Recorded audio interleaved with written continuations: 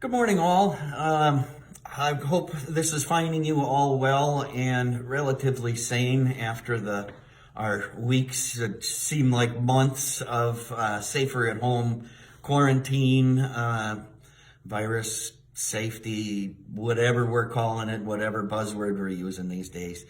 I hope you're well. I hope you're adjusting and attempting to restore some normalcy to lives if that's even possible now. School is, I think, all canceled through this academic year, and hopefully you guys are getting done what you can, what your schools are putting out, and you're adjusting to just the virtual education. And parents, I hope you're also adjusting to this becoming a virtual teacher and having the kids in the house all day, every day, all day. They never go away. So I hope and pray that you're adjusting to that as well, and just know that we're all in this together. I don't know how to ease the pain or soften the blow, but it is what it is. It's all we got, so we have to make the best of it. So, but our gospel lesson for today was the 24th chapter of Luke, the story of the two disciples on the road to Emmaus. It happened on the day of Jesus' resurrection, and I think that really speaks to our current situation where Jesus has arisen. In the Bible story, the timeline here is this does take place on what we now know as Easter Sunday. It's mere hours after the empty tomb was discovered by the women, Mary and the women that discovered it.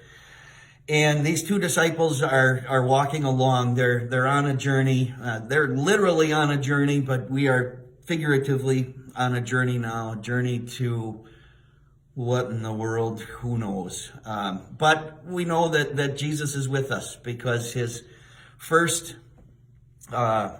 post resurrection appearance to the disciples are these two people that are just traveling along. They're sad, they're distraught over the news of Jesus' death, and Jesus comes along and walks with them and says, "I'm here. Didn't you know that this was all supposed to happen?" And he goes back and he references all the Old Testament scripture, and from Moses, it says from Moses through all the disciples. He explains the stories and the scripture about it, saying kind of, well, didn't you know this was going to happen? Didn't you pay attention? But we can't do that currently, but Jesus is still with us. And they go on and they're on the journey, but they don't see that they don't see who Jesus is. They know that somebody's with them, but they're just walking along blind to the fact that they're actually with Jesus. And for me personally, I think that's why this story speaks so deeply and so intimately to me, that you never do know, that who you're with or who you're walking with or who you're speaking to or ministering to or just being with, supporting. You never know how that affects them or who they are. You don't know. Jesus could have been with us. We don't know.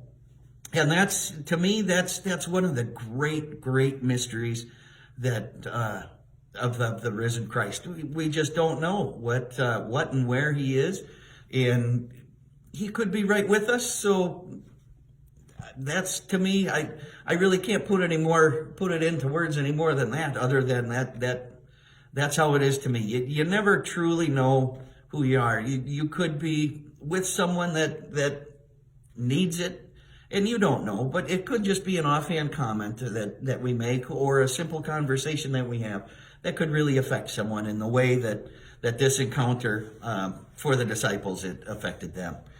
And it also speaks to us in our current situation that Jesus meets us where we are. We don't have to come to church to worship together, to this building here physically. I'm recording this in Trinity, but this building is not church.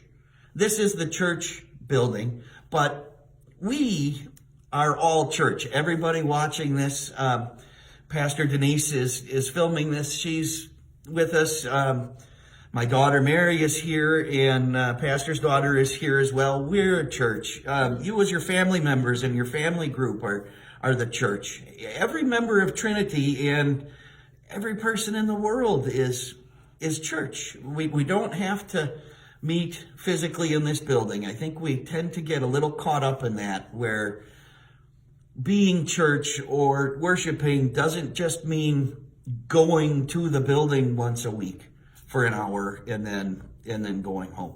It's living the word. It's acting as we could be one of the disciples on the road to Emmaus. We don't know who's walking with us or who's hearing us. So we need to spread the word of Jesus, and in the way we act and in the way we speak. People really need to hear it. And well, unfortunately, now we can't be together to worship as a group, a whole group, but you can in your individual situation worship whoever you're with. Like I said, it doesn't have to be a big drawn out production. It could be a simple conversation you're having, and that is worship. It could be personal for you, however you choose to do it. You could be enjoying it at what I like to call St. Mattress. You could be, in bed still, or on your couch, however, whatever it is to you, it's still worship. It's still acknowledging that Jesus has risen, and he's risen for us, and he died for us, and he rose for us. And it's great that he did that for us, and we're coming to know that. And the end of the Luke story, the road to Emmaus, was where their eyes are finally opened in the breaking of the bread. Another mystery that I personally kind of think about that, is it the fact that he broke the bread? Is it the fact that he took it, blessed it, broke it, say, take and eat? Is it the fact that he was just there to share a meal? We're all sharing a meal together, individually and collectively. We can't do it here as communion. Breaking the bread and sharing the meal doesn't have to just mean the sacrament of communion, Holy Communion, here in the building of Trinity. That could be you're breaking the bread, sharing a meal at home with your family or whoever you're with. It doesn't have to be just the sacrament of communion only. It's just breaking the bread, and Jesus is there with us. So to that, I'll leave you to it, and just know that we're all in this together, and hopefully we will be back together in person as soon as possible. So until then, enjoy your journey. You might not be going to Emmaus, but we're all going somewhere, and Jesus is certainly with us. Thank you, and have a great day.